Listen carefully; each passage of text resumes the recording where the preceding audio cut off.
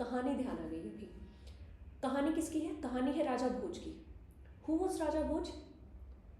11th century king रहे हैं, मालवा के, परमार डायनेस्टी से बिलोंग करते थे।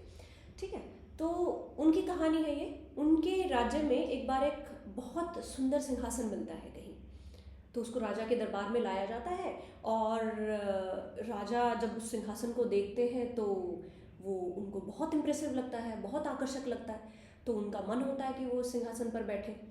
पर उसमें क्या होता है, सिंहासन में 32 स्टेच्यूज होते हैं, अप्सराओं के 32 स्टेच्यूज हैं। जैसे ही राजा भोज उस सिंहासन पर बैठने की कोशिश करते हैं, वो अप्सराएं हंसने लगती हैं, दे स्टार्ट लाफिंग।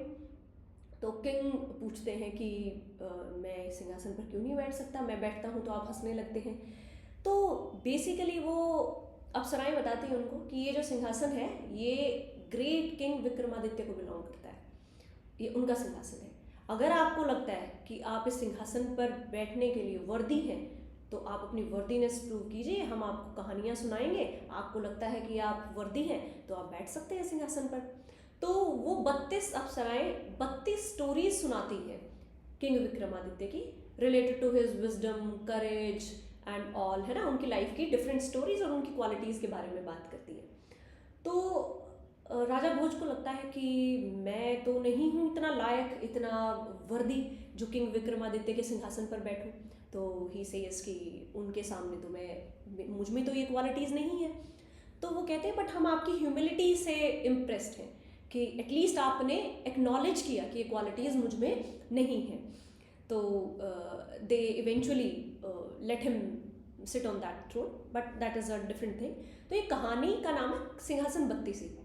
और इससे मैंने ये क्यों सुनाई आपको, आप इस तरह की कहानियाँ, इस टाइप के फोकलेयर, इस टाइप की जो फेबल्स हैं, आप उनको अपने एथिक्स के आंसर्स इनरिच करने में यूज़ कर सकते हैं, है ना।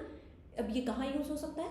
एथिक्स पेपर 4 में यूज़ हो सकता है, aptitude and foundational values of civil servant, कि उनमें क्या क्या क्वालिटीज़ होनी चाहिए, ये 32 क्वालिटीज़ जो उन्होंने मेंशन की। दूसरा, सेल्फ रिफ्लेक्शन, सेल्फ रिफ्लेक्शन की भी क्वालिटी होनी चाहिए ना इंसान में, तो आप यूज़ कर सकते हैं एथिक्स में।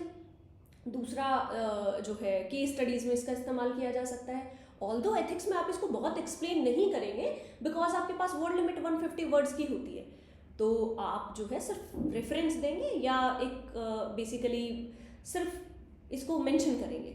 हाँ, ऐसे में अगर कोई रिलेवेंट टॉपिक आता है आपके सामने तो आपके पास वर्ड लिमिट है, आपके पास स्कोप है, आप इसको एक्सप्लेन कर सकते हैं। ऐसे में भी आजकल आप देखेंगे कि फिलोसफिकल जो टॉपिक्स हैं वो खूब पूछे जा रहे हैं, तो उनमें इनका इस्तेमाल किया जा सकता है। तो मेरा बोलने का क्या मतलब है कि आप अपने नोट्स में इस टाइप की कहानियाँ, एग्जाम्पल्स एथिक्स में पक्का डालें, ये आपके आंसर्स को थोड़ा सा डिफरेंट बनाते हैं और उसे थोड़ा सा बेटर बनाते हैं। ठीक है।